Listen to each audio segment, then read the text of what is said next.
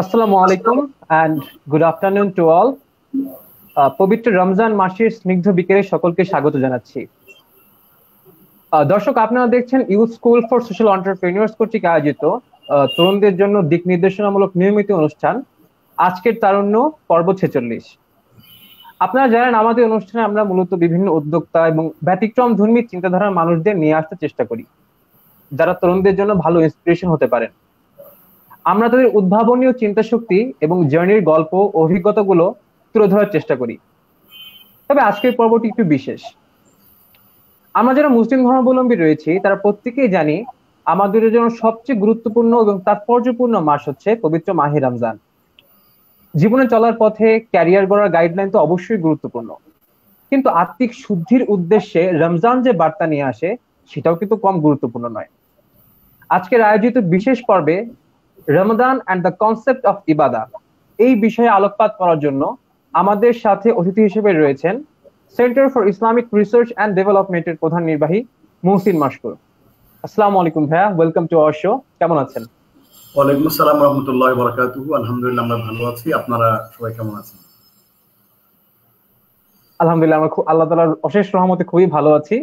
তো ভাই, আমরা জানি যে ঈদ কিন্তু প্রায় চলে এসেছে, বলা যায় 2-1 দিনের মধ্যে ইনশাআল্লাহ ঈদ হবে। আর গত 2 বছর যাবত আমরা কিন্তু কোভিড এর মধ্যে রমজান এবং রমজানটা অতিক্রম করলাম। তো রমজান মাস এবং কোভিড কালীন সময়টা আপনার কেমন কাটলো? আলহামদুলিল্লাহ, ওয়াসসালাতু ওয়াসসালামু আলা রাসূলিল্লাহ। প্রথমেই যারা দর্শক শ্রোতা রয়েছেন সবাইকে স্বাগত জানাচ্ছি আমাদের এই সেশনে অংশগ্রহণ করার জন্য। শুকরিয়া। আসসালামু আলাইকুম টু অল। আমার আসলে কোভিড এর সময়টা প্রথমত প্রার্থনায় কেটেছে, কারণ আমি নিঃসন্দেহে জানি যে এই কোভিড এর সময়টা আমাদের জন্য নিঃসন্দেহে একটি পরীক্ষা এবং একটি কঠিন সময় সবার জন্য। আমরা সমাজের যে স্তরেই আছি, আমরা যারা শিক্ষক, আমরা যারা শিক্ষার্থী, আমরা যারা ব্যবসায়ী, যারা চাকরিজীবী, আমরা যারা পেশাজীবী, সবার জন্য এটি একটি পরীক্ষার সময়। সুতরাং আমরা প্রার্থনায় কাটিয়েছি, আমরা কর্মে কাটিয়েছি, আমরা অনেক কিছু ভালো কাজ করার চেষ্টা করেছি। বা অসাধারণ, অনেক সুন্দর ভাই। আমরা আসলে বাকি যারা আছি তারাও মোটামুটি চেষ্টা করেছি যে এই সময়টাতে যেন আল্লাহর নৈকট্য আরো বেশি লাভ করা যায়, কিভাবে আরো বেশি কিভাবে আমল করা যায়। তো দর্শক, আজকে আলোচ্য বিষয় হচ্ছে Ramadan and the concept of ইবাদা। আমরা তার সম্পর্কে অবশ্যই কথা বলবো। তো তার আগে আমাদের সম্মানিত অতিথি যিনি আছেন তার নিজের সম্পর্কে কিছু জানবো, এবং বর্তমানে তিনি যেখানে সিইও হিসেবে কর্মরত আছেন, which is Islamic research and development centre, সেটি সম্পর্কে আমরা জানবো। তো ভাই, যদি আপনি centre for Islamic research and development সম্পর্কে আমাদের কিছু বলতেন। থ্যাংক ইউ আপনার প্রশ্নের জন্য। আসলে centre for Islamic research and development, আমি আগে একটি এমবেসিতে কাজ করতাম, প্যালেস্টাইন এমবেসির হেড অফ মিডিয়া হিসেবে কাজ করতাম। তো এমবেসিতে কাজ করার যে অভিজ্ঞতা সেটি অর্জন করার পর আমার মনে হলো যে এর আগে আমি ইসলামিক রিসার্চ রিলেটেড একটি গবেষক হিসেবে একটা প্রতিষ্ঠানে কাজ করেছিলাম। তো চিন্তা হলো যে আমরা আসলে ইসলামিক রিসার্চ রিলেটেড ভালো কিছু করতে পারি কিনা, সেই একটা আশা নিয়ে আসলে আমরা centre for Islamic research and development, যেটি CIRD নামে আমরা প্রতিষ্ঠা করি। 2020 সালের ফেব্রুয়ারিতে এটি প্রতিষ্ঠা হয়, এবং এরপর থেকে আমরা শিক্ষা, গবেষণা, দাওয়া এই 3টি বিষয় নিয়ে আমরা কাজ করছি। আমাদের প্রধানত এডুকেশন, যেটি শিক্ষা, আমরা যে শিক্ষাটি নিয়ে কাজ করছি সেটি হলো রিড আল কোরআন, কোরআনকে বিশুদ্ধ করে শেখার জন্য, এবং আন্ডারস্ট্যান্ড কোরআনকে বিশুদ্ধভাবে বুঝার জন্য, শব্দে শব্দে কোরআন বুঝা, কোরআনিক যে মেসেজ। লাইক আপনি একটা ফিজিক্স বা কেমিস্ট্রির বই পড়বেন, তো ফিজিক্স বা কেমিস্ট্রির বইটা যদি আপনি ট্রান্সলেশন পড়েন সেটি আন্ডারস্ট্যান্ডিং একরকম, আবার ফিজিক্স বা কেমিস্ট্রির যে বইটা মেইন টেক্সট বুক, সেটা যদি আপনি নিজেই ওর ভাষাটা বুঝে পড়েন সেটির ফিলিং কিন্তু ভিন্ন। তো আমরা আন্ডারস্ট্যান্ড কোরআনের একটা কোর্স আমরা পরিচালনা করি অনলাইনে। তো এটি হচ্ছে centre for Islamic research and ডেভেলপমেন্টের এডুকেশন রিলেটেড যে কাজ, এবং পাশাপাশি আমরা বেসিক কনসেপ্টস অফ ইসলাম নামে আমরা একটি কোর্স করাই। এই 3টি, রিড আল কোরআন, আন্ডারস্ট্যান্ড কোরআন এবং বেসিক কনসেপ্টস অফ ইসলাম, এই 3টি বিষয় নিয়ে হচ্ছে আমাদের এডুকেশন পার্ট। অনলাইনে আমরা এই ধরনের কোর্সগুলো পরিচালনা করে থাকি।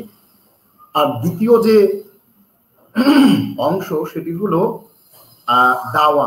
দাওয়া হচ্ছে আমরা ডিজিটাল প্ল্যাটফর্মে আমাদের ওয়ান ভিশন ইসলামিক টিভি নামে আমাদের একটি ফেসবুক এবং ইউটিউব প্ল্যাটফর্ম রয়েছে।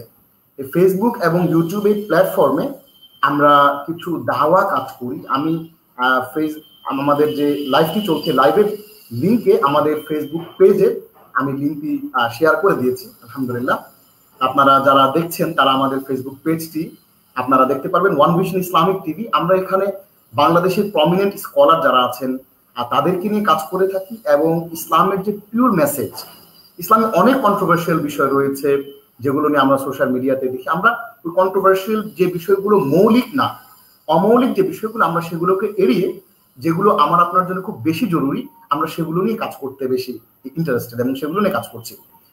প্রিয় দর্শক যারা দেখছেন, আমরা ওয়ান ভিশন ইসলামিক টিভি এবং এর ফেসবুক পেজ এবং ইউটিউব চ্যানেলটি দেখার জন্য অনুরোধ করছি।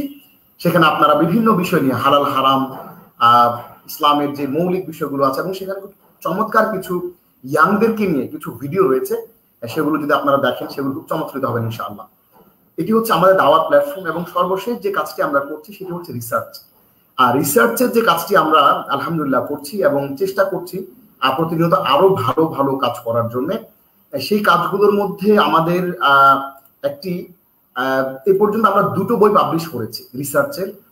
আমরা রিসার্চ বেসড যে কাজগুলো করি, এই রিসার্চ বেসড কাজগুলোকে আমরা চেষ্টা করি ডিজিটালাইজ করার জন্য, এবং ডিজিটালাইজ করে আমরা সেগুলোকে মেসেজ আকারে সমাজের মানুষের জন্য আমরা সেগুলো উপস্থাপন করি। যেমন আমরা স্টপ স্মোকিং, ধূমপান ছাড়ুন, এটি নিয়ে আমরা একটা কাজ করেছিলাম, একটি ডকুমেন্টারি আমরা করেছিলাম। সেই ডকুমেন্টারিটা অসংখ্য মানুষ দেখেছেন, এবং এমনও অনেকে আমাদেরকে বলেছেন যে আমরা আপনার এই ডকুমেন্টারি দেখে আমরা শুধু ইসলামই না, আমাদের যে দৈনন্দিন জীবন যে পার্সপেক্টিভ গুলো আছে, আমরা অনেক সময় ইসলামে পড়ে থাকি যে এটা করলে সওয়াব হবে, এটা করলে এত ফজিলত থেকে বাইরে বেরিয়ে আমরা অনেকগুলো ডেটা নিয়ে এসেছি। অ্যাকচুয়ালি আমরা এই স্মোকিংটা যদি বন্ধ করি তাহলে সমাজে কি কি ইফেক্ট করতে পারে, আমরা যদি স্মোকিংটা আসলে করি তাহলে আমাদের বাচ্চাদের শিশুটা বাসায় ঘুমিয়ে আছে, আমি বারান্দায় গিয়ে স্মোক করছি, ওই বাচ্চা শিশুটার অ্যাকচুয়ালি কি ক্ষতি হতে পারে, ইত্যকার এই বিষয়গুলো নিয়ে আমরা কাজ করেছি। আমি দর্শকদের জন্য আমরা আমার সেই ভিডিওর লিঙ্কটি আমাকে যদি উপস্থাপক অনুমতি দেন তাহলে আমি আমাদের লাইভের যে লিঙ্কটি রয়েছে লাইভের, আমি সেখানে আমাদের এইটার লিঙ্কটা আমি শেয়ার করছি সবার জন্য। স্টপ স্মোকিং, এটা আপনারা দেখতে পারেন, অনেক আপনারা উপকৃত হতে পারবেন। এইভাবে আমরা অনেকগুলো কাজ করছি ডিজিটাল প্ল্যাটফর্মে, এবং আমরা আমাদের যে গবেষণার কাজগুলো সেগুলোকে বই আকারে পাবলিশ করি। এ পর্যন্ত আমাদের 2টো বই পাবলিশ হয়েছে। আমরা আল কোরআন ও বিজ্ঞান, মহাবিশ্বে আল্লাহর প্রমাণ, এরকম এই নামে একটি বই আমরা পাবলিশ করেছি। এটি রকমারিতে আপনারা সার্চ করতে পারবেন। এছাড়াও ইসলামের মৌলিক শিক্ষা নামে আমরা একটি বুক পাবলিশ করেছি রমাবানে। কেউ যদি আল কোরআন ও বিজ্ঞান, মহাবিশ্বে আল্লাহর প্রমাণ এই বইটি গুগলে সার্চ করেন, আপনারা সার্চ পাবলিকেশন নামে সার্চ করলেই এই বইটি পেয়ে যাবেন, এবং সাথে সাথে ইসলামের মৌলিক শিক্ষা বইটাও পাবেন। এরকম আমরা কিছু রিসার্চ বেসড, যেগুলো মাস পিপলের জন্য, অনেকেই গবেষণা করেন, ইসলামিক কাজ করেন, অনেক হাইপোথিসিস লেখেন। আমরা চাচ্ছি যে খুব সাধারণ মানুষজন যারা ইসলামিক বিষয়ে সাধারণ বিষয়গুলো জানতে চায়, যেমন দেখুন একজন 5 ওয়াক্ত নামাজি মানুষ, সারা জীবন সে নামাজ পড়ছে, কিন্তু সে আবার মাজারে গিয়ে সিজদাও করছে, আবার সে ধারণা করছে যে কোনো একজন পীর হয়তোবা তাকে সন্তান দিতে পারবে, অথবা কোনো একজন মানুষের কাছে স্পেশাল কোনো পাওয়ার আছে। অথচ আবার অনেকেই মনে করে যে আমি যে কোরআন পড়ি হয়তোবা আমি আল্লাহর কাছে যেতে পারছি না, কোনো একজন মানুষের মাধ্যমে গেলে আমি আল্লাহর কাছাকাছি হতে পারবো। এ ধরনের যে মিসকনসেপশনস গুলো আমাদের সমাজের মধ্যে আছে। আমি একটা ছোট্ট একটা জিনিস আপনার সাথে একটু শেয়ার করি। সেটা হচ্ছে যে দেখুন, আমি যেখানে তারাবির নামাজ পড়াই, তারাবির নামাজ পড়াই তেজগাঁয়ে, তো সেখানে তারাবির নামাজ পড়িয়ে একটা উবার ড্রাইভারের উবারে করে আমি বাসায় ফিরছিলাম। তো উবার ড্রাইভার আমাকে বললো যে ভাইয়া, আমি তো আসলে খুব দুঃখিত বা কষ্ট পাচ্ছি যে আমি তারাবির সালাতটা আমি করতে পারছি না। তাকে বললাম যে ভাইয়া, আপনি যে উবার চালাচ্ছেন এটাও একটা ইবাদত, আমি সালাত আদায় করছি, কেন আমার সুযোগ আছে, আপনি কি এশার নামাজটা পড়েছেন? উনি বললেন যে হ্যাঁ, এশার সালাতটা আমি পড়েছি। তো বললাম যে এশার সালাতটা যখন আপনি পড়লেন, ইটস ওকে, আপনার দায়িত্ব শেষ। এখন আপনি যখন আপনার জন্য আপনার পরিবারের জন্য টাকা পয়সা ইনকাম করা, পরিবারের জন্য উপার্জন করা, এটিও একটা ইবাদত। সুতরাং সাধারণ মানুষের জন্য যে মেসেজগুলো দরকার, সাধারণ মানুষজন যে বিষয়গুলো তারা জানলে তাদের জীবনটা সহজ হবে, সে বিষয়গুলো নিয়ে আমরা কাজ করছি আলহামদুলিল্লাহ। তো সম্মানিত দর্শক শ্রোতা যারাই রয়েছেন, আমরা তাদের উদ্দেশ্যে আমাদের এই প্রতিষ্ঠানের পক্ষ থেকে আমরা আপনাদেরকে অনুরোধ করব, আপনারা centre for Islamic research and development এবং ওয়ান ভিশন ফেসবুক এবং ইউটিউবে আমাদেরকে ফলো করবেন, তাহলে আমাদের কাজ সম্পর্কে আপনারা ইনশাআল্লাহ জানতে পারবেন। সবাইকে ধন্যবাদ। হ্যাঁ, খুবই খুবই অসাধারণ উদ্যোগ, এবং একজন ধর্মপ্রাণ মুসলমান হিসেবে আমি অনেক চাইতাম যে হচ্ছে যে এই বিষয়গুলো নিয়ে আমাদের সমাজে কাজ হোক। কারণ হচ্ছে যে যেটা বলে যে ইসলাম সম্পর্কে অনেক বেশি মিসকনসেপশন কিন্তু মানুষের মধ্যে রয়েছে। তার মধ্যে মূল জিনিসটা কিন্তু এটাই, যে ইসলামের প্রপার মেসেজটা কেন আমরা মানুষের কাছে পোর্ট্রে করতে পারছি না। তাহলেই কিন্তু মানুষ বুঝবে যে ইসলাম আসলেই প্রকৃতপক্ষে হচ্ছে শান্তির ধর্ম। তো ভাই, এটা নিয়ে একদিন ইনশাআল্লাহ আমরা বিশদভাবে আলোচনা করব। তো আজকে আমাদের যে মূল যে টপিকটা রয়েছে, যে ইসলাম এন্ড দ্য কনসেপ্ট অফ ইবাদা। আমরা জানি রমজান প্রায় শেষ হয়ে এসেছে, শেষের দিকে। তবে ভবিষ্যতে যেন এই বিষয়গুলো নিয়ে আমরা আরো বেশি সচেতন থাকতে পারি, যদি এই জন্য এই বিষয়ে যদি আপনি আমাদের কিছু একটু গাইডলাইন দিতেন, বিশদভাবে যদি আলোচনা করতেন ইসলাম এন্ড দ্য কনসেপ্ট অফ ইবাদা এই বিষয়ে। আপনাকে ধন্যবাদ ভাইয়া, আমাকে এই ধরনের একটি গুরুত্বপূর্ণ বিষয়ে কথা বলার সুযোগ দেওয়ার জন্য। বিশেষ করে আমাদের যে প্রতিষ্ঠান, সে প্রতিষ্ঠানকেও ধন্যবাদ যারা উদ্যোগ নিয়েছেন এই লাইভটি করার জন্য, YSSE। তো এই বিষয়টি এক লাইনে যদি বলতে চাই যে Ramadan and the basic concepts of ইবাদা, এটি কিন্তু আমরা এক শব্দে এক লাইনে যদি আমরা বলতে চাই, সেটি হচ্ছে আসলে আমরা অ্যাজ এ সার্ভেন্টস অফ আল্লাহ, আল্লাহর বান্দা হিসেবে আমরা পৃথিবীতে যা কিছু করি, যে আমরা লাইফটা করছি, আমরা কেউ পড়াচ্ছি, আমরা কেউ পড়ছি, আমরা কেউ ব্যবসা করছি, আমরা কেউ চাকরি করছি, আমরা পেশাজীবী মানুষ, যা যা করছি, আমরা যে যা করছি, আমাদের এই প্রত্যেকটা কাজ হচ্ছে ইবাদত। সুতরাং আমাদের আজকের Ramadan and the basic concept of ইবাদা, এই আলোচনায় যে কথাগুলো উঠে আসবে তার সার কথা হচ্ছে যে আমরা যে কাজগুলো করছি সেটা হচ্ছে ইবাদা। ওয়ার্কিং ইজ অ্যান ইবাদা, কাজ করাটাই হচ্ছে ইবাদা। কারণ হচ্ছে দেখুন, আল্লাহ রাব্বুল আলামিন সূরা জুমা এর মধ্যে বলছেন যে ফাইদা কুদিয়াতিস সালাহ ফান্তাশিরু ফিল আরদি ওয়াবতাগু মিন ফাদলিল্লাহ। আল্লাহ কিন্তু এটা বলেন না যে তোমরা যখন সারাক্ষণ সালাত আদায় করো, সারাক্ষণ প্রার্থনা করো, সারাক্ষণ ইস্তেগফার পাঠ করো, এটা কিন্তু আল্লাহ বলেন নাই। আল্লাহ আমাদের জন্য যেটি বলেছেন সেটি হলো যে ফাইদা কুদিয়াতিস সালাহ, যখন সালাত শেষ হয়ে যায়, ফান্তাশিরু ফিল আরদি, তোমরা পৃথিবীতে ছড়িয়ে পড়ো, তোমরা পৃথিবীতে ছড়িয়ে পড়ো, ওয়াবতাগু মিন ফাদলিল্লাহ। এবং আল্লাহ তোমাদের জন্য যে রিজিক রেখেছেন, সেই রিজিককে অন্বেষণ করার জন্য, একজন ব্যারিস্টার সে আইন বিজনেস করবে, একজন চাকুরিজীবী সে চাকরি করবে, একজন ব্যবসায়ী সে ব্যবসা করবে, প্রোডাক্ট বিক্রি করবে, একজন শিক্ষক সে ছাত্রদেরকে পড়াবে, একজন মুদি দোকানদার সে মুদি দোকানের মালামাল বিক্রি করবে। অর্থাৎ সালাত শেষ আমরা আমাদের কাজে নেমে যাব। অর্থাৎ ইসলাম অনেক কর্মমুখী। আমাদেরকে ইসলাম যে মোটিভেশন দিচ্ছে সেটি হচ্ছে কর্মমুখী মোটিভেশন। তাহলে আমরা প্রথমে যদি রমাদান একটু ঢুকি, দেখুন আল্লাহ রাব্বুল আলামিন সূরা বাকারা 2 নম্বর সূরা 185 নম্বর আয়াতে বলছেন, আউযু বিল্লাহি মিনাশ শাইতানির রাজীম, শাহরু রমাদান আল্লাযী উনজিলা ফীহিল কুরআন হুদাল লিন-নাস ওয়া বায়িনাতিন মিনাল হুদা ওয়াল ফুরকান। যে রমাদান মাস হচ্ছে এমন মাস যে মাসে কোরআনকে অবতীর্ণ করা হয়েছে, যে মাসে কোরআনকে অবতীর্ণ করা হয়েছে, এবং এই কোরআনটি হলো বায়িনাতিন মিনাল হুদা, সুস্পষ্ট পথ প্রদর্শন, ওয়াল ফুরকান, এবং সত্য মিথ্যার মাঝে পার্থক্যকারী। অর্থাৎ আমাদের জীবনের পথ চলার যে পথে, আমাদের জীবনের চলার পথে যা যা কিছু দরকার সবকিছু আল্লাহ এই কোরআনের মধ্যে দিয়ে দিয়েছেন।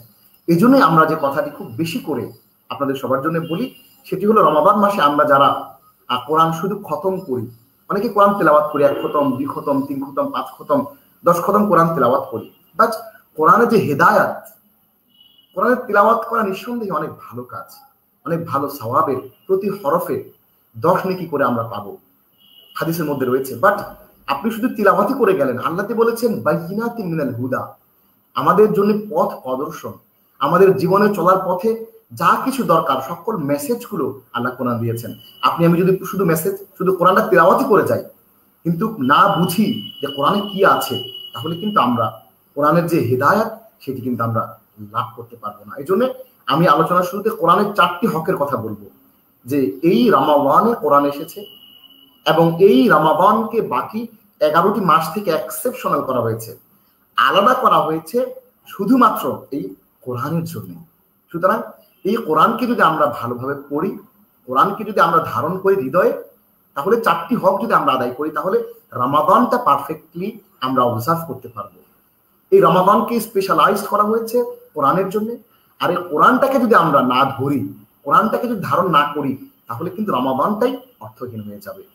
তাহলে কোরআনের 4টি হক কি কি আমরা যদি জানতে চাই, প্রথম হচ্ছে কোরআনকে রিসাইটেশন উইথ কারেক্ট প্রনাউন্সিয়েশন। আমরা যদি কোরআনটাকে বিশুদ্ধ উচ্চারণে তিলাওয়াত করি, এটি হচ্ছে প্রথম হক কোরআনের। আর দ্বিতীয়, সারা জীবন আমরা বিশুদ্ধ করে তিলাওয়াত করে গেলাম, তাহলে আমরা সারা জীবন একটি হক আদায় করলাম। দ্বিতীয় যে কোরআনের যে হক আমাদের উপর রয়েছে, কোরআনের যে চাহিদা, কোরআন আমাদের কাছে কি চায়, দ্বিতীয় যেটি সেটি হচ্ছে কোরআনকে বুঝে পড়া, understanding the message of the almighty Allah. আপনি সারা জীবন প্রধানমন্ত্রী আপনার কাছে একটা মেসেজ পাঠিয়েছে, আপনি শুধু তিলাওয়াত করে গেলেন, ইংরেজিতে পাঠিয়েছে, আপনি ইংরেজি বুঝেন না, সারা জীবন সেই মেসেজটি তিলাওয়াত করে গেলেন, পড়ে গেলেন, আপনি শুধু পড়ে গেলেন, রিডিং করলেন, বাট বুঝলেন না যে প্রধানমন্ত্রী বলেছে যে আপনি একজন দেশের নাগরিক হিসেবে আপনার এই দায়িত্ব রয়েছে, দেশের নাগরিক হিসেবে আপনি একজন গুড সিটিজেন হিসেবে আপনার এই করতে হবে, করোনা ভাইরাস কালীন বাইরে গেলে মাস্ক পরতে হবে। মেসেজগুলো আপনি যদি না জানেন, তাহলে কিন্তু আপনার কাজগুলো কিন্তু হচ্ছে না। এই জন্য আল্লাহর মেসেজটা কিন্তু আপনাকে বুঝতে হবে। সেকেন্ড যে আমাদের responsibility to the holy Quran, that is কি জিনিস, সেটা হচ্ছে কোরআনটাকে বুঝে পড়া। নাম্বার 3 হচ্ছে যা বুঝলাম, যা বুঝতে পারলাম। কোরআন আমাদেরকে বলেছে যে কোনো একজন নারীকে কটাক্ষ করা যাবে না, রাস্তায় হেঁটে যাচ্ছেন, একটা কুকুর দেখলে কুকুরকে একটা ঢিল মারা যাবে না, মানুষের সাথে হেসে কথা বলতে হবে, মানুষের সাথে কথা বলতে হবে মিষ্টি ভাষায়, কাউকে কষ্ট দিয়ে কটাক্ষ করে বুলিং এর শিকার কাউকে করা যাবে না। এই যে একটা কোরআনের মেসেজগুলো চমৎকার চমৎকার, আমাদের সোশ্যাল লাইফে, পার্সোনাল লাইফে স্ত্রীর সাথে ভালো আচরণ করতে হবে, আপনার সহপাঠী তাকে ধোঁকা দেওয়া যাবে না, সহপাঠীকে সহযোগিতা করতে হবে, এই যে মেসেজগুলো, অহংকার করা যাবে না, সমাজের সবাইকে হেল্প করতে হবে, এই যে মেসেজগুলো কোরআন দিয়েছে, সেগুলো আপনি যে বুঝলেন, বুঝে সেগুলো implementation of the message of the holy Quran. কোরআন যে আমাদেরকে মেসেজগুলো দিয়েছে সেগুলো আমাদের জীবনে প্র্যাকটিস করা, এটি হচ্ছে 3 নম্বর। নাম্বার 3 কোরআনের হক বা কোরআনের দাবি বা কোরআনের প্রতি আমাদের রেসপন্সিবিলিটি। আর নাম্বার 4 হচ্ছে আমরা সবসময় কি মনে করি, যে আমরা অনেক সময় ধারণা করি যে মনে বোধ হয় আমি কিছুই জানি না, যিনি হুজুর আছেন অথবা মাওলানা আছেন বা মৌলবী আছেন অথবা যিনি আলেম আছেন, দায়ী আছেন, স্কলার আছেন, তিনি মনে হয় মানুষকে কোরআনের প্রচার করবেন, আমি কি প্রচার করব, আমি কি বা জানি। কিন্তু না, রাসূলুল্লাহ সাল্লাল্লাহু আলাইহি ওয়াসাল্লাম হাদিসের মধ্যে বলেছেন, আলা কুল্লুকুম রাঈ ওয়া কুল্লুকুম মাসউলুন আন রাইয়াতিহি। তোমরা যে যতটুকু জানো ততটুকু তোমরা পৌঁছে দাও, তোমাদের প্রত্যেকেই একজন দায়ী। অর্থাৎ আপনি যতটুকু জানো, হাদিসের মধ্যে আসছে বাল্লিগু আন্নী ওয়ালাউ আয়া, যে তুমি যতটুকু জানো একটি আয়াত হলেও পৌঁছিয়ে দাও। অর্থাৎ আমাদেরকে যেটি করতে হবে সেটি হচ্ছে নাম্বার 4, যে conveying the message of the holy Quran. যতটুকু আপনি জানলেন সেটা, সেই মেসেজটা আপনার পাশে যারা আছে, আপনার ছেলে মেয়ে, আপনার কাজিন, আপনার আত্মীয় স্বজন যারা আছে, তাদের কাছে মেসেজটা পৌঁছিয়ে দেয়া। এই মেসেজটা পৌঁছিয়ে দেয়া, এটি হচ্ছে আমাদের 4 নম্বর হক কোরআনের। প্রিয় দর্শক শ্রোতা, ভাই বোন, আমরা যে বিষয়টি বলছিলাম সেটি হলো এই কোরআন নাজিল হয়েছে রমাদানে। এই রমাদান স্পেশাল বাকি 11টি মাস থেকে কোরআনেরই কারণে এই কোরআনের 4টি হক ইনশাআল্লাহ আমরা আদায় করার চেষ্টা করবো। আল্লাহ রাব্বুল আলামিন আমাদেরকে কোরআনেরই 4টি হক, বিশুদ্ধ তিলাওয়াত করা, কোরআনকে বুঝে পড়া, কোরআনের যে মেসেজগুলো প্র্যাকটিস করা, নাম্বার 4 হচ্ছে কোরআনের মেসেজটা ছড়িয়ে দেওয়া সমাজের মধ্যে। এটি হচ্ছে 4টি হক। এটি যদি আমরা আদায় করি, তাহলে কোরআনের যে এসেছে রমাদান মাসে, রমাদানটাকে আমরা পারফেক্টলি অবজার্ভ করতে পারবো এবং কোরআনের হকটা আদায় হবে। আমরা আজকে যে বিষয়টি নিয়ে কথা বলতে চাই সেটি হলো যে ইবাদা জিনিসটা আসলে কি। দ্য মিনিং অফ ইবাদা হলো আরবি ভাষায় সেটি হলো আল্লাহর দরবারে একেবারে আত্মসমর্পণ করা, সাবমিশন, কমপ্লিট সাবমিশন। আল্লাহর কাছে আপনি আল্লাহর দরবারে পরিপূর্ণভাবে নিজেকে সঁপে দেবেন। আল্লাহর কোনো কথা ভাল লাগলো আপনি মানলেন, ভাল লাগলো না আপনি মানলেন না, অথবা আপনার যুক্তিতে ধরলো, আপনি সেটা মানলেন, যুক্তিতে ধরলো না, সেটা মানলেন না, না, কমপ্লিট সাবমিশন, এটা হচ্ছে ইবাদত, কমপ্লিট সাবমিশন। আমরা কি করি, আমরা সালাতের মধ্যে আল্লাহু আকবার নামাজ পড়ছি, আমরা বলি যে ইয়াকা নাবুদু ওয়া ইয়াকা নাস্তাইন, জি আল্লাহ আমরা তোমার ইবাদত করি এবং তোমার কাছেই সাহায্য চাই। আমরা আল্লাহকে বলছি, এই যে একটা আল্লাহর কাছে কমিটমেন্ট করছি আমরা প্রতি ওয়াক্ত সালাতে, প্রতি রাকাতে কিন্তু এই কথাটা আমরা বলছি। আপনি যখন সালাত থেকে বাইরে বের হচ্ছেন, আপনি কিন্তু আল্লাহকে মানছেন না, আপনি কি করছেন অ্যাকচুয়ালি, আপনি মিথ্যা বলছেন। আপনি আগেই আল্লাহর কাছে কথা দিয়ে গেলেন যে আল্লাহ তুমি যেভাবে বলেছো তোমার সেই ইবাদত করি, তোমার কথা মতো চলি, আপনি বাইরে গিয়ে মিথ্যা বলছেন, মানুষকে ধোঁকা দিচ্ছেন, ওজনে কম দিচ্ছেন, দুর্নীতি করছেন, এই যে কাজগুলো করছেন এটা আপনার সালাতের যে আন্ডারস্ট্যান্ডিং তার বিরোধী। এই জন্য এটা কমপ্লিট সাবমিশনের অর্থ হচ্ছে আল্লাহর হুকুম মতো চলা। এটি হচ্ছে ইবাদার একটা মিনিং, একটা অনুসরণ করা ইবাদার অর্থ। এবং ইসলামের পরিভাষা ইবাদাটা হচ্ছে একেবারে আল্লাহর কোনো শর্ত ছাড়া আল্লাহর দরবারে কায় মনোবাক্যে নিজেকে সঁপে দেয়া। আমরা সূরা জারিয়াত 51 নম্বর সূরা 56 নম্বর আয়াতের মধ্যে পাই, আউযু বিল্লাহি মিনাশ শাইতানির রাজিম, ওয়া মা খালাকতুল জিন্না ওয়াল ইনসা ইল্লা লিয়াবুদুন। আমাদের প্রত্যেকটা কাজের একটা পারপাস থাকে, লক্ষ্য থাকে। আমি একটা প্রজেক্ট করলাম, এই প্রজেক্টে একটা গোল থাকে, একটা অবজেক্টিভ থাকে। এই যে একটা অবজেক্টিভ, একটা গোল থাকে, আল্লাহ আমাদেরকে সৃষ্টি করেছেন ইবাদত করার জন্য। আল্লাহ আমাদেরকে সৃষ্টি করার আল্লাহর অবজেক্টিভটা হচ্ছে, আল্লাহর গোলটা হচ্ছে যে আমরা তার ওয়ার্শিপ, তার ইবাদত করব। এবং তিনি যেভাবে আমাদেরকে চলতে বলেছেন, সৎ পথে চলতে বলেছেন, কাউকে ধোঁকা দিতে বলেননি, আমাদেরকে অন্য মানুষকে সহযোগিতা করতে বলেছেন, যেভাবে যা যা করতে বলেছেন ব্যক্তিগত জীবনে, পারিবারিক জীবনে, সামাজিক জীবনে, সেগুলো আমরা করব। এটার জন্য আল্লাহ আমাদেরকে সৃষ্টি করেছেন। এরপর যদি আমরা একটু আসি, যে রাসূলুল্লাহ সাল্লাল্লাহু আলাইহি ওয়াসাল্লাম বলেছেন যে তোমরা পরিপূর্ণভাবে মুসলিম না হয়ে কবরে আসবা না। অর্থাৎ আমাদেরকে কবরে যাওয়ার আগে পরিপূর্ণরূপে কমপ্লিট সাবমিশন করতে হবে। আমরা অনেকে চিন্তা করি কি, যে আমি এখন ইয়াং আছি, একটু বয়স হোক, এখন একটু ফুর্তি করি, মাস্তি করি, একটু ড্রিঙ্ক করি, একটু গার্লফ্রেন্ডদের সাথে চলাফেরা করি, একটু আড্ডা দিই, একটু লিভ টুগেদার করি, অথবা এটা এটসেট্রা এটসেট্রা আমরা করি, একটু বয়স হলে ভালো হয়ে যাব। দেখুন, আপনি আমি ঠিক কোন মুহূর্তে মারা যাব, ওমা তাদরি নাফসুন মাযা তাকসিবু গাদা, কোন মুহূর্তে মারা যাবো আমি জানি না। সো আমি কিভাবে নিজেকে শিওর করতে পারছি যে আমি একটু বয়স পাবো? সুতরাং আমাদেরকে এই মুহূর্তে, যে বয়সে আমি আছি, এই মুহূর্তে আমাদেরকে ভালো হয়ে যেতে হবে, এই মুহূর্তে আমাদেরকে সুস্থ থাকতে হবে, সুন্দর থাকতে হবে, এবং আল্লাহর হুকুম মেনে তার পথে আমাদেরকে চলতে হবে। এটি হচ্ছে ইসলামের অর্থ। এবার দেখুন সূরা নম্বর 6 আয়াত নম্বর 162 থেকে 163 আমরা বলছেন, O Muhammad, my prayer, my sacrifice, my life and my death belongs to Allah. He has no partner and I am ordered to be among those who submit. যারা কমপ্লিটলি সাবমিট করে, আল্লাহর হুকুম মানে, তাদের অন্তর্ভুক্ত হওয়ার জন্য আল্লাহ আমাদেরকে আদেশ করেছে। আমার জীবন, আমার মৃত্যু, আমার অফিস, আমার প্রফেশনাল কাজ, আমার এই যে আমরা যে আজকে লাইভ করছি YSSC, প্রত্যেকটা প্রতিষ্ঠান আমরা কার জন্য করছি? আল্লাহর জন্য করছি, সমাজের জন্য করছি, আমার জন্য করছি। আমরা যা কিছু করছি সবকিছু for the sake of almighty Allah, আল্লাহর সন্তুষ্টির জন্য করছি। হোয়াট এভার আপনি আল্লাহ সন্তুষ্টির জন্য করেন, এটি আপনার ইবাদত। সেটি হোক লাইভ, আমরা যে আজকে লাইভ সেশন করছি, আপনারা যারা দেখছেন, it is also part of ইবাদত। এটি হচ্ছে আমাদের ইবাদতের একটা পার্ট। সুতরাং একজন মুসলিম টোটাল তার লাইফটা হবে, কনসেপ্টটা হবে যে আমার প্রত্যেকটা কাজ হচ্ছে ইবাদত। আমি মোটরসাইকেলে করে অফিসে গেলাম, অফিস থেকে আবার আসছি, এই যে আসা যাওয়ার মাঝে যে সময়টা কাটছে, এটা একটা ইবাদত। তবে আসা যাওয়ার মাঝে যদি আপনি কাউকে কষ্ট দেন, রাস্তায় আরেকটা গাড়িকে লাগিয়ে দেন, অথবা কাউকে গালিগালাজ করেন, এগুলো হচ্ছে অন্যায়, এগুলো হচ্ছে গুনার কাজ। কিন্তু আপনি যে কাজটা করছেন এর মধ্যে যদি অন্যায় না করেন, তাহলে এটাও একটা ইবাদতের পার্ট।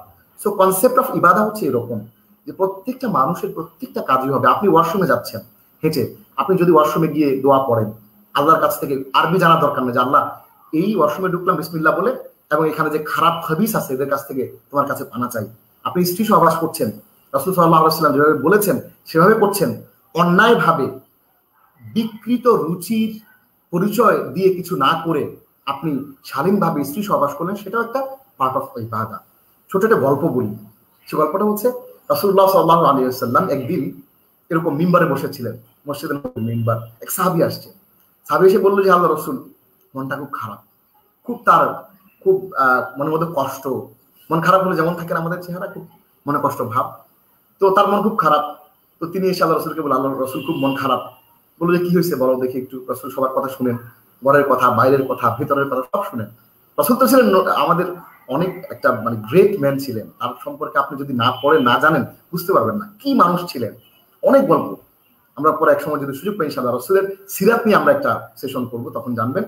যে জিজ্ঞেস বললেন যে আল্লাহ রসুল মন খুব খারাপ। বললো যে কি, রাস্তা দিয়ে আসছিলাম, তো একজন বলতেছে, এই তোমাদের এটা কেমন ধর্ম যে মুহাম্মদ পেশাব পায়খানা কিভাবে করতে হয় সেটাও শেখায়, মুহাম্মদ স্ত্রী সহবাস কিভাবে করতে হবে সেটাও শেখায়, আবার তোমার ওয়াইফের সাথে একেবারে ইন্টিমেসি কঠিন মুহূর্তে সেটা সময় কিভাবে কাটাবা সেটাও শেখায়, বাচ্চার সাথে কিভাবে কথা বলতে হবে। এটা কেমন কথা? এগুলো তো কমন সেন্স, আমরা এগুলো কমন সেন্স দিয়ে করি। এটা কেমন ধর্ম? পেশাব পায়খানা করতে হয় কিভাবে সেটাও শেখায়। তো তার মন খুব খারাপ, সাহাবীর মন খুব খারাপ। আল্লাহ রসুল এটা সে বলতেছে, খুব কটাক্ষ করলো। থাকে না কিছু মানুষ মন খারাপ করে কিছু কথা বললে, অনেকে আছে যে উত্তর দিয়ে দেয়, সে উত্তর দিতে পারে না, সে মন খারাপ করে চলে আসছে। তো সাহাবী বললো, আল্লাহ রসুল বললেন, একটু হাসলেন, মুচকি হাসলেন, এসে বললো যে দেখো হে আমার সাহাবী, যে ইসলাম এবং অন্য ধর্মের মধ্যে, ইসলাম এবং অন্য যে রিলিজিয়ন গুলো আছে সেগুলোর মধ্যে মেইন পার্থক্য এটাই যে ইসলাম আমাদেরকে শিখিয়েছে প্রত্যেকটা কাজ কিভাবে করতে হবে। পেশাব পায়খানা করে যে পরিচ্ছন্নতা অর্জন করতে হবে সেটা নিয়ে আল্লাহ কোরআনে আয়াত নাযিল করেছেন, ফিহি রিজালুন ইউহিব্বুনা আন ইয়াতাতাহহারু ওয়াল্লাহু ইউহিব্বুল মুতাহহিরিন। অনেকে দেখবেন যে পেশাব পায়খানা করে ভালো করে পরিষ্কার পরিচ্ছন্ন হয় না। আল্লাহ বলছেন যে ওই এলাকাতে একটা এলাকা ছিল, তারা ঢিলা কুলুপ নিত, টিস্যু ব্যবহার করতো, তারপরে তারা পানি ব্যবহার করতো, পরিচ্ছন্ন হতো খুব ভালো করে। অনেকে আছে দেখবেন যে তাদের রাত্রেবেলা নাইট প্রেশার মানে স্বপ্নদোষ হলো অথবা সহবাস করলো, গোসল ঠিক মতো করে না। নেভার মাইন্ড, হ্যাঁ, কেউ অন্যভাবে নেবেন না কথাগুলো, আমাদের শেখার জন্য বলছি কথাগুলো। যে গোসল না করে ক্লাসে চলে যাচ্ছে, অনেক ছেলে আমরা আছি, অনেক মেয়ে আছে যে আমরা শরীর অপবিত্র অবস্থায় আমরা রাস্তায় বেরিয়ে যাচ্ছি হাঁটতে চলতে। না, ইসলাম এটা শিখায় নাই। পরিচ্ছন্ন হয়ে ভালো করে গোসল করে পবিত্র হয়ে আপনি রাস্তায় বেরোবেন, ক্লাসে যাবেন, মন ভালো থাকবে, শরীর ফুরফুরে থাকবে। তো আল্লাহ বলছেন যে ওই এলাকায় এমন কিছু লোক আছে যারা খুব ভালো করে পরিচ্ছন্নতা অর্জন করে, অর্থাৎ ওই এলাকার লোকগুলো ঢিলাকুলু টিস্যু ব্যবহার করতো, এবং তারা ওই সময়কার যে পদ্ধতি ছিল পানি ব্যবহার করতো, খুব বেশি পরিচ্ছন্নতা তারা অর্জন করতো। তার মানে হচ্ছে যে ইসলামে প্রত্যেকটা কাজ হচ্ছে ইবাদত।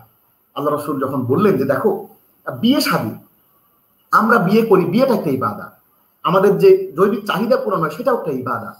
আর কাফেররা যারা অমুসলিম যারা, তারা তাদের ইচ্ছে মতো অজাত যৌনাচার করে, তারা বিকৃত রুচি তারা সেটা অ্যাপ্লাই করে, এগুলো ইবাদত না, এগুলো হচ্ছে তাদের নিজেদের ডিজায়ার তারা ফুলফিল করছে। কিন্তু তোমার মধ্যে তার মধ্যে পার্থক্য হচ্ছে, আমি যেভাবে তোমাকে শিখিয়েছি আল্লাহর নাম নিয়ে তোমার স্ত্রীর জন্য কষ্ট না হয় সেভাবে তাকে খুশি রেখে একটা ফোর প্লে করে, এর আগে কিছু কাজ আছে সেগুলো করে তুমি এই কাজটা করবা।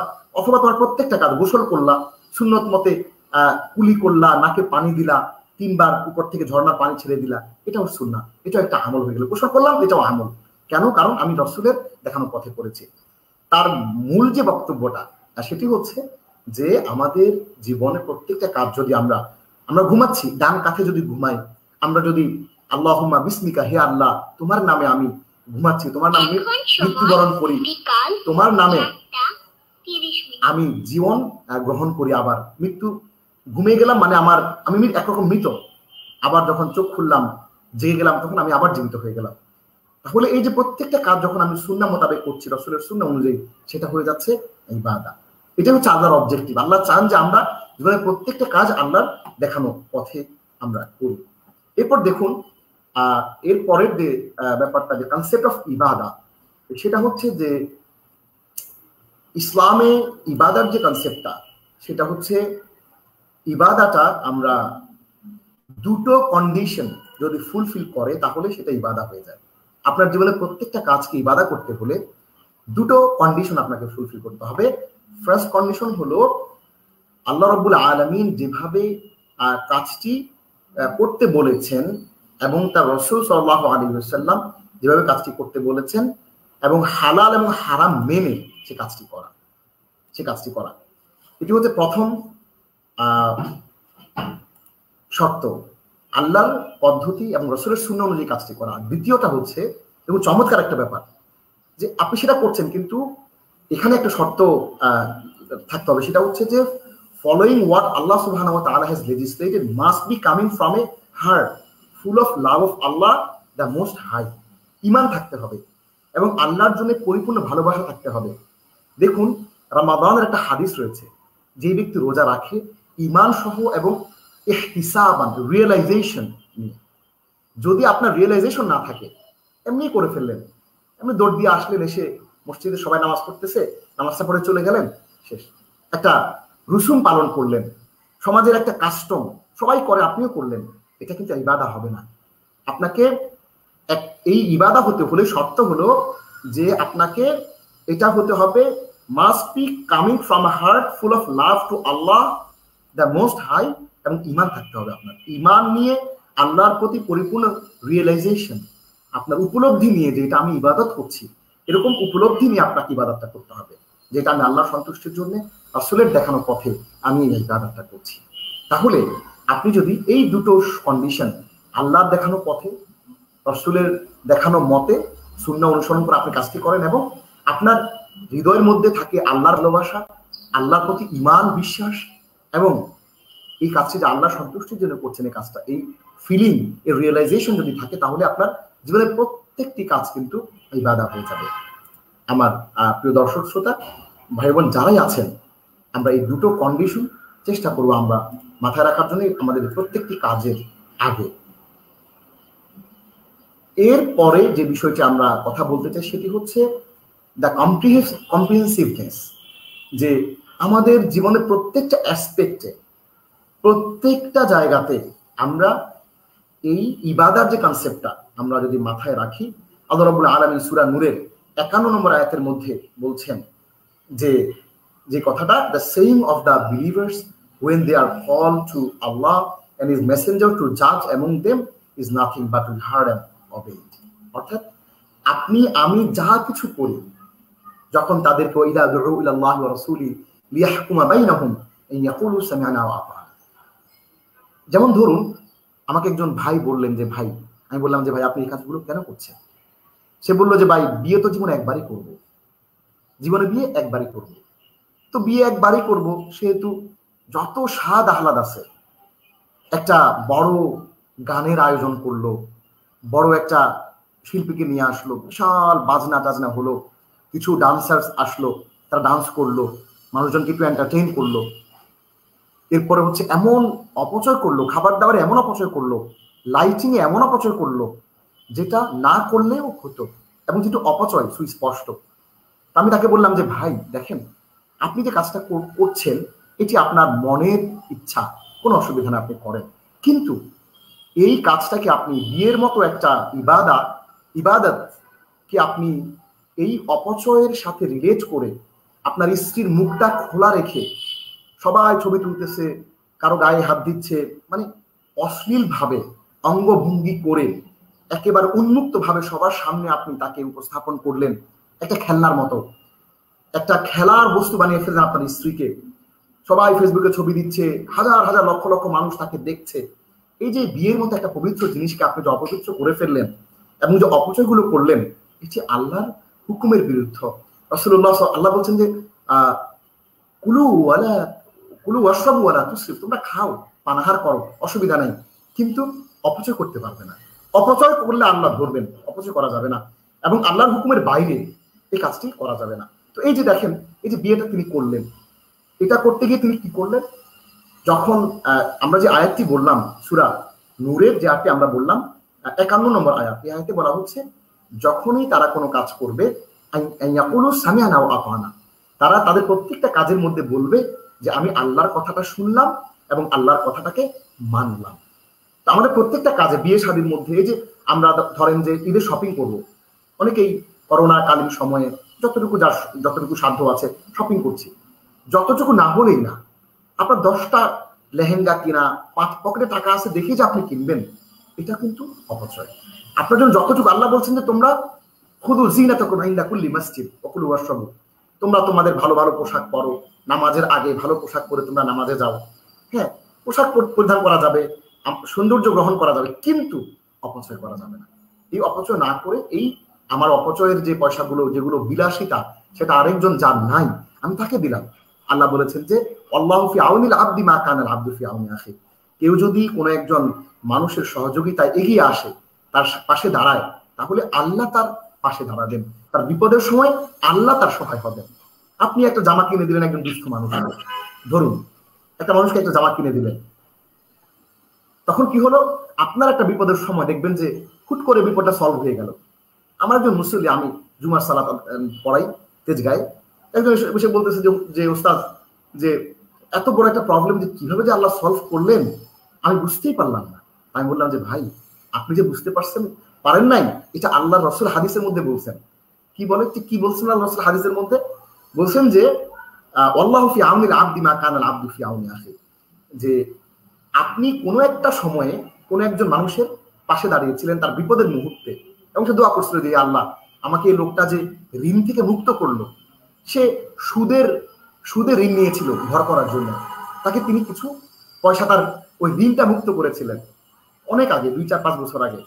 আমি তাকে বললাম আপনি মনে করেন তো দেখি এমন কি কাজ আপনি করছেন যেটার জন্য আপনার এত বড় একটা ফাড়া, এত বড় একটা বিপদ আল্লাহ সহজ করলেন। পরে সে অনেকক্ষণ মনে করে বললো যে হ্যাঁ, একটা লোককে আমি এরকম ঋণ মুক্ত করছিলাম বেশ ভালো একটা অ্যামাউন্টের টাকা। আমি বললাম যে হ্যাঁ দেখেন, ওই লোকটাকে হয়তো আমরা জানি না যে কি জন্য আল্লাহ আপনাকে এটা এই কঠিন কাজটা সহজ করে দিলেন, সলভ করলেন, বাট হয়তোবা আপনার ওই কাজটা আল্লাহর কাছে ভালো লেগেছিল, আপনি তার পাশে দাঁড়িয়েছিলেন, এখন আল্লাহ আপনার পাশে এসে দাঁড়িয়ে আপনার বড় প্রবলেমটা, যেটা আপনি ধারণা করছিলেন যে অনেক ঝামেলা হবে, সেটা সহজ। ভাই বোন, আমি যে কথাটি বলতে চাই আজকের এই লাইভে, সেটি হলো আমরা আমাদের জীবনের প্রত্যেকটা কাজে শুনবো, আল্লাহর হুকুমটা জানবো এবং মানবো। এটি হচ্ছে ইসলামী ইবাদতের কনসেপ্ট। এরপরে আমরা যদি আসি একটু, সেটি হচ্ছে যে সূরা আত-তাওবায় আল্লাহ রাব্বুল আলামিন বলছেন,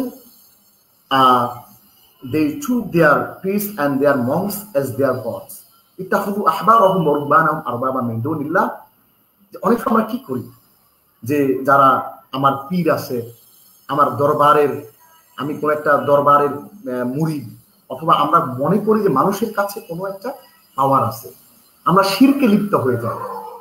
আমরা মনে করি যে উনি আমাকে হয়তোবা কিয়ামতের দিন পার করিয়ে দেবে, আমার নামাজ পড়া লাগবে না, আমি শুধু বছরে একবার একটা গরু অমুক দরবারে সিন্নি দিলেই হবে। এরকম আমরা অনেক সময় মিসকনসেপশনের মধ্যে পড়ে যাই। আমরা ধারণা করি যে মনে হয় উনি বললে আল্লাহ বেশি শুনবে, আমি বললে আল্লাহ কম শুনবে। না ভাই, আল্লাহর বান্দা আপনি, উনিও আল্লাহর বান্দা। আমরা অনেক সময় মনে করি যে আমার বাবা মার জন্য কোনো একজন হুজুরকে দিয়ে দোয়া করাই, অবশ্যই হুজুরকে দিয়ে দোয়া করাবেন, উনি বুজুর্গ মানুষ, কোনো অসুবিধা নাই। কিন্তু আপনার বাবার কথাটা যদি আপনি বলেন আল্লাহর কাছে, আল্লাহ বেশি খুশি হয়। কারণ আপনার বাবা মা আপনাকে বেশি কষ্ট করে মানুষ করেছেন। রেদার ওই হুজুর, উনি তো আল্লাহর কাছে আপনার কথাটা ভায়া হয়ে বলবেন, আর আপনি ডিরেক্টলি আপনার আল্লাহর সাথে কানেক্ট হওয়ার চেষ্টা করছেন। আল্লাহ বলছেন যে ওয়াইদা সাআলাকা ইবাদি আন্নী ফাইন্নী কারীব। যখন হে আল্লাহ রসুলকে বলছেন যে যখন আপনার সম্পর্কে আমার বান্দারা জিজ্ঞেস করবে যে আমি তাদের কতটুকু ক্লোজ, আপনি বলে দেন যে আমি তাদের বেস্ট ফ্রেন্ড। অনেক সময় কি হয় যে আমরা একটু হালকা হই, যে দোস্ত তোর কাছে একটু গল্পগুলো বলি, অনেক হালকা লাগতেছে, বলি না যেরকম একটু অনেক হালকা লাগছে, ভালো লাগছে, এরকম। আল্লাহ বলছেন যে না, তোমার ওই বেস্ট ফ্রেন্ড যে, তাকে না বলে আমাকে বলো, তোমার কষ্টগুলো আমার কাছে তুমি উপস্থাপন করো, আমি মোর ক্লোজ টু ইউ, ফাইন্নী কারীব উজিবু দাওয়াতা দাঈ ইযা দাআন, I will respond to every prayer. আমি তোমাদের প্রত্যেকটা যে দোয়া, সেটাকে আমি শুনি এবং সেগুলোর জবাব দিই। সুবহানাল্লাহ। তাহলে দেখুন, আমরা অনেক সময় চিন্তা করি যে মনে হয় আমি একটু আল্লাহর কাছে দূরে। না, আল্লাহকে ডাকেন, বলেন যে আল্লাহ আমার এই প্রবলেম, আমার এই সমস্যা তুমি সলভ করো, আমি অসুবিধায় আছি, আমার এটা দরকার। সুতরাং ইসলামে ইবাদতের কনসেপ্টটা হচ্ছে যে আল্লাহর সাথে যে সান্নিধ্য তৈরি করা, ক্লোজ। আল্লাহ আমাদের বেস্ট ফ্রেন্ড। কষ্টের কথাগুলো মোনাজাতে দরজা বন্ধ করে চোখের পানি ফেলে আপনি যদি আল্লাহকে বলেন, দেখবেন যে আরো বেশি ভালো লাগবে। রেদার আপনার ওই বন্ধু কোন একটা বিপদের মুহূর্তে আপনাকে অ্যাটাক করে বসবে, তোমার ওই দুর্বল পয়েন্টে, কঠিন মুহূর্তে তাকে বলছিলেন গল্পটা, সে কিন্তু দেখা যাবে যে আপনাকে অ্যাটাক করে বসবে। কঠিন মুহূর্তে সেই কথাটা সে ফ্লাশ করে দিতে পারে, বাট আল্লাহ কিন্তু কথাটা ফ্লাশ করবে না। আল্লাহ আপনার কথাগুলো শুনবে এবং সলভ করার চেষ্টা করবে। একজন মানুষ কতটুকু সলভ করতে পারে, বাট আমার আল্লাহ, তিনি সব কিছু তার হাতে, অবারিত, অফুরন্ত। তিনি চাইলেই আমাদেরকে সবকিছু দিতে পারে। সুতরাং ইসলামিক ইবাদতের যে কনসেপ্ট, সেটি হচ্ছে আল্লাহর সাথে ক্লোজ হওয়া। জীবনের প্রত্যেকটা কাজকে আপনি এবং আমি আমাদের আল্লাহ যেভাবে বলেছেন সেভাবে করা এবং যেই পথে বলেছেন সেভাবে করা। এখন আমরা কয়েকটি বিষয় আমরা লক্ষ্য রাখতে হবে আমাদের কাজগুলো, প্রত্যেকটা কাজকে ইবাদত করার জন্য আমরা কয়েকটি বিষয় কন্ডিশন আমরা making a living is considered as ইবাদত to Allah if the following conditions are met. দেখেন আমরা যে এই যে চাকরি করি, ব্যবসা করি, আমাদের যে জীবিকা আমরা উপার্জন করি, এই জীবিকা উপার্জনটাকে ইবাদত বানাতে হলে কয়েকটা কন্ডিশন ফুলফিল করতে হবে। সেই কন্ডিশনগুলো বলছি। নাম্বার 1 হচ্ছে the work has to be allowed in Islam। এই কাজটা যেটা করছেন, আপনি ওয়াইনের বিজনেস করেন, মদের ব্যবসা করেন, তাহলে কিন্তু এটা ইবাদত হবে না, বিকজ এটা তো ইসলামে হারাম। আপনি কি করেন? আপনি আপনার কাজটাই হচ্ছে ফলের মধ্যে যে কার্বাইড দেয়, মাছের মধ্যে যে ভেজাল দেয়, যে প্রিজার্ভ, যে ঝামেলা দেয়, ওই কেমিক্যালটা আপনি বিক্রি করেন। এই কেমিক্যাল বিক্রিটাই হারাম, কারণ এটা দিয়ে মানুষের ক্ষতি করা হয়, এটা বিষ। সুতরাং এই কাজটা আপনি করছেন, এই কাজটা এটা ইসলামে হালাল হতে হবে। আপনি কি করেন? আপনার এখানে মেসেজ পার্লার আছে, আপনার এখানে কি হয় যে মেয়েরা ছেলেদের শরীর ম্যাসাজ করে, মেয়েরা ছেলেদের, বেগানা একজন নারী একজন বেগানা পুরুষের শরীর ম্যাসাজ করে, এটা হারাম, এটা ইবাদত হওয়ার কোনো সুযোগ নাই। আপনি মাদক দ্রব্যের ব্যবসা করেন, এটা হারাম, কোনো সুযোগ নাই। সুতরাং কাজটা the work has to be allowed in Islam। Number 2 হচ্ছে the work has to be accompanied by a good intention। আপনি ভালো কাজ করছেন কিন্তু উদ্দেশ্য খারাপ, আপনি একজনের উপকার করতেছেন, একটা মানুষকে, আপনি কোভিড আক্রান্ত মানুষ, তাকে সহযোগিতা করলেন, অথবা একজন মানুষ খাইতে পারছে না, তাকে আপনি খাবার দিলেন, উদ্দেশ্য কি? যে মিডিয়াতে প্রচার করা। একজন মানুষকে 1 প্যাকেট খাবার দিচ্ছেন, হাতে ধরছে 15 জন 20 জন, একটা কলা দিচ্ছে 10 জন ধরছে 4-5 থেকে। যদি আপনার ইন্টেন্স ভালো কাজ করছেন, it's okay, no doubt at all, but আপনি যে কাজটা করছেন সেটির ইন্টেনশনটা হচ্ছে মানুষকে দেখানো, সমাজের মধ্যে আপনার একটা প্রভাব প্রতিপত্তি বাড়ানো, বা সেলিব্রিটি হওয়া, অথবা আপনার সমাজের কোনো একটা স্টেটাস অর্জন করা, তাহলে কিন্তু সেটি ইবাদত হবে না। নাম্বার 2, এটি হচ্ছে দ্বিতীয় কন্ডিশন। নাম্বার 3 হচ্ছে the work has to B perform with excellence. দেখুন, আমরা অনেক সময় বলি ইসলাম এটা কেমন ধর্ম, মনে হয় একটু হুজুগে বা একটু ব্যাকডেটেড ধর্ম। না, ইসলাম ওয়ার্কস উইথ এক্সিলেন্স। আল্লাহ রাসূল সাল্লাল্লাহু আলাইহি ওয়াসাল্লাম আমাদেরকে প্রত্যেকটা কাজ এক্সিলেন্টলি করতে বলেছেন। একজন মুমিন, একজন মুসলিম কখনোই তার কাজ দায় সারা গোছের একটু করে ফেললো আর কি, এরকম কোনো কাজ একজন মুসলিম করতে পারেন। যা কিছু করবে পারফেক্টলি, খুব সুন্দরভাবে ফাইন টিউনিং করে করবে, যতটুকু সম্ভব। লিআকারাবা মিন হাযা রাশাদা। এর অর্থ এটা না যে আপনি মিস্টার পারফেক্ট হবেন, সম্ভব না। মিস্টার পারফেক্ট আপনি হতে পারবেন না। এটা আমাদের দুনিয়াতে মানুষজন বলে যে তুমি মিস্টার পারফেক্ট খুঁজতেছো। না, আসলে মিস্টার পারফেক্ট হওয়া সম্ভব না, কারণ পারফেকশন এটা হচ্ছে আল্লাহর সিফাত।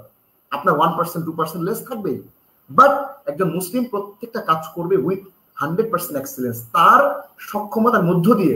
লা ইউকাল্লিফুল্লাহু নাফসান ইল্লা উসআহা। আল্লাহ কারো সাধ্যের বাইরে কিছু চাপিয়ে দেন না। সুতরাং আপনার সাধ্যের মধ্যে আপনি বেস্ট করবেন, এটি হচ্ছে আমাদের ইসলামের শিক্ষা। এবং এই কন্ডিশন নাম্বার 3 কন্ডিশন থাকলে আপনার এটা ইবাদত হবে।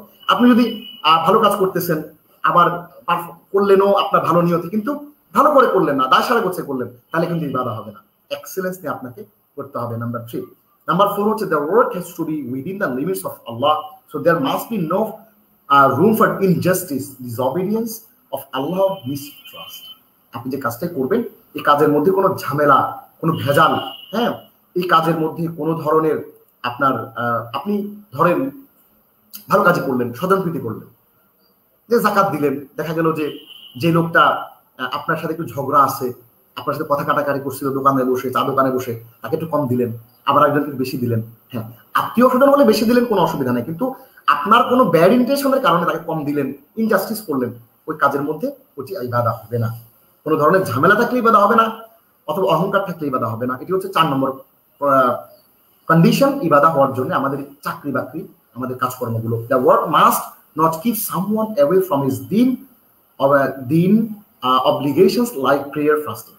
দেখুন কি হয়, আমাদের কি হয়, করতেছেন চ্যারিটি, নামাজের সময় নামাজটা পড়লেন না, ধরেন এরকম অনেক সময় হয়।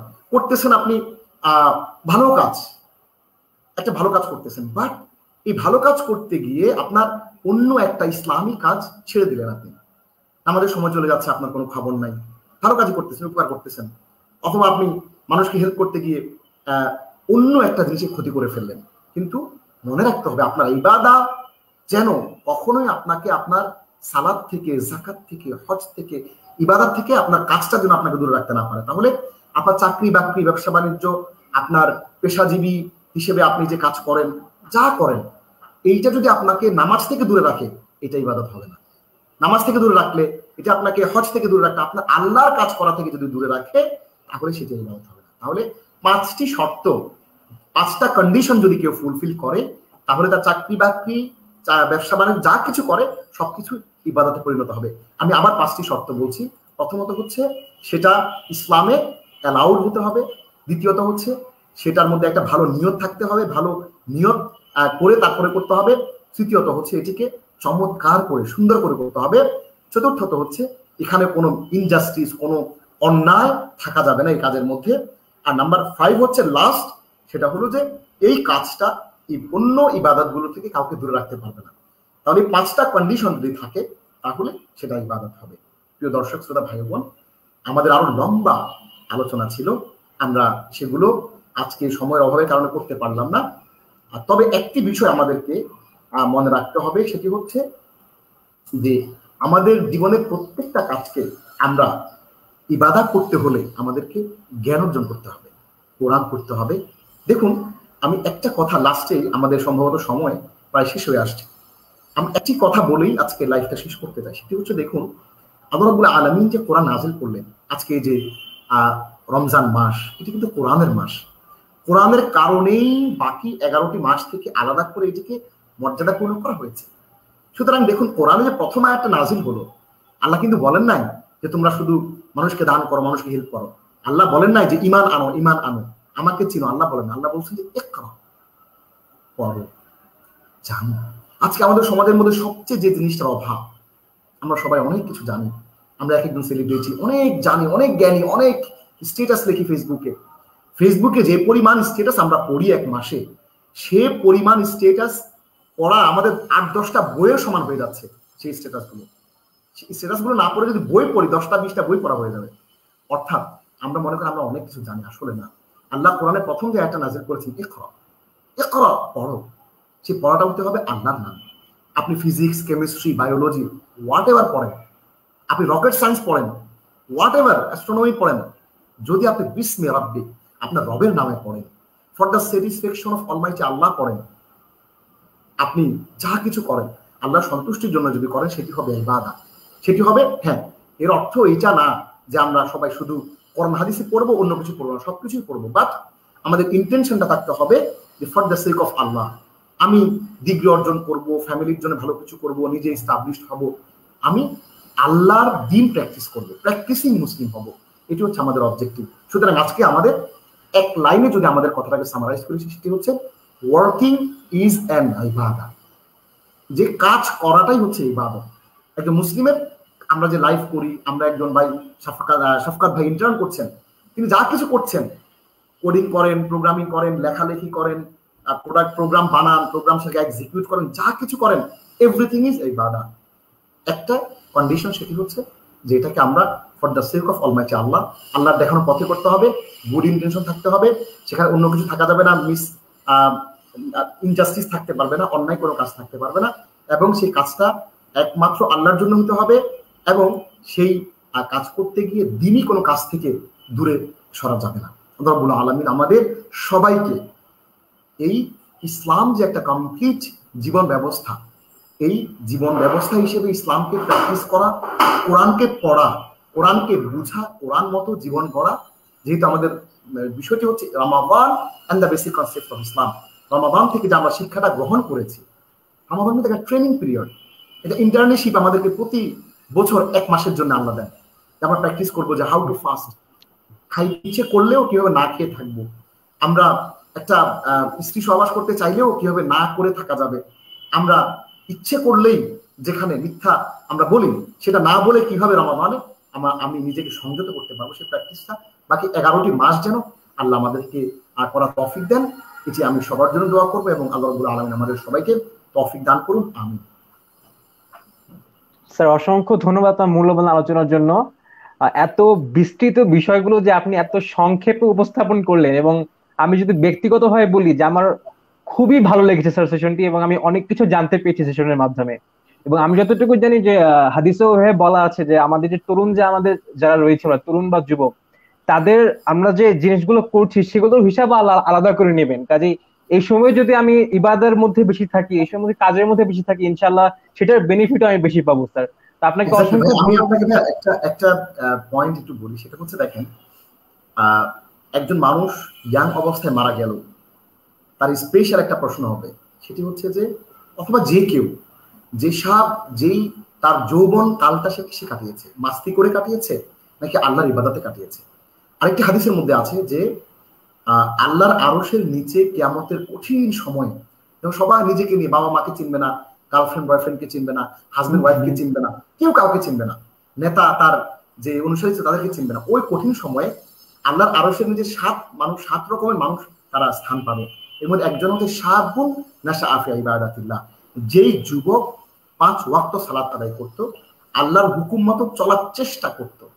আমরা পারি না, অনেক অপরাধ হয়, গুনাহ হয়, অসুবিধা নেই, কিন্তু চেষ্টা করতে অ্যাটলিস্ট, সেই যুবক আল্লাহর আরশের ছায়ায় সে দাঁড়াতে পারবে ওই কঠিন সময়, যদি সে তার যৌবনটাকে আল্লাহর যে ইবাদতে, অর্থাৎ আল্লাহর যে অব্লিগেশনস গুলো আছে, আল্লাহর যে রুলস রেগুলেশনস গুলো আছে, সেগুলোর মধ্যে যদি সে সময়টাকে কাটায়, তাহলে সে অবশ্যই অবশ্যই আল্লাহর আরশের নিচে সে স্থান পাবে। এই জন্য ইউথ যে সময়টা, আমি এখন ইয়াং, আপনি ইয়াং, আরো যারা আছে, আমি সবাইকে রিকোয়েস্ট করে বলবো যে আমরা খুবই সিরিয়াস থাকবো এই সময়টার জন্য। আল্লাহ আমাদেরকে জিজ্ঞেস করবেন, সুতরাং এতে আমরা পড়াশোনা করবো, আমরা আমাদের প্রফেশনাল লাইফকে সুন্দর করবো, যা কিছু করি, বাট আমরা আল্লাহর হুকুমের বাইরে যাবো না।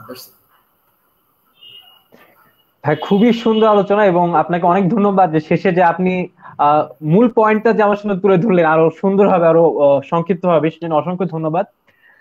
তো আমরা জানি পবিত্র রমজান আমাদের আসলে আমাদের দিকে আসলে হেদায়েতের বাণী এবং মাগফিরাতের বাণী বার্তা নিয়েই আসে। তো আমরা রমজানে চেষ্টা করবো আল্লাহ তাআলার কাছে এই হেদায়েতটা এবং আহ হেদায়েত এবং মাগফিরাত যেটা আছে, স্যার যেটা আলোচনা করলেন, সেই সিস্টেমেটিক উপায়ে যেন আমি আল্লাহ তাআলার কাছে প্রার্থনা করতে পারি। তো অসংখ্য ধন্যবাদ স্যার এত ব্যস্ততার মধ্যে আমাদেরকে সময় দেওয়ার জন্য। এবং আশা রাখছি, এবং আমি ব্যক্তিগতভাবে আশা করছি যে আমাদের যারা দর্শক অডিয়েন্স রয়েছেন তারা আপনার এই মূল্যবান বক্তব্য থেকে অনেক বেশি অনুপ্রাণিত হবেন ভালো কাজের দিকে, ভালো একটি জীবন ব্যবস্থার দিকে। এবং এটাই আমরা আশা করছি, ইনশাআল্লাহ স্যার, ইনশাআল্লাহ। এবং যারা এত সময় থেকে আমাদের সাথে জুড়ে রয়েছেন তাদের অসংখ্য ধন্যবাদ জানাচ্ছি দর্শকদের। এবং আজকে এই পর্যন্তই থাকুক, ইনশাআল্লাহ আগামীকাল দেখা হবে, অন্য একটি পর্বে দেখা হবে। ততক্ষণ পর্যন্ত সবাই ভালো থাকুন, সুস্থ থাকুন। আল্লাহ হাফেজ। আসসালামু আলাইকুম রহমতুল্লাহ। ওয়া আলাইকুম ওয়া রাহমাতুল্লাহি ওয়া বারাকাতুহু।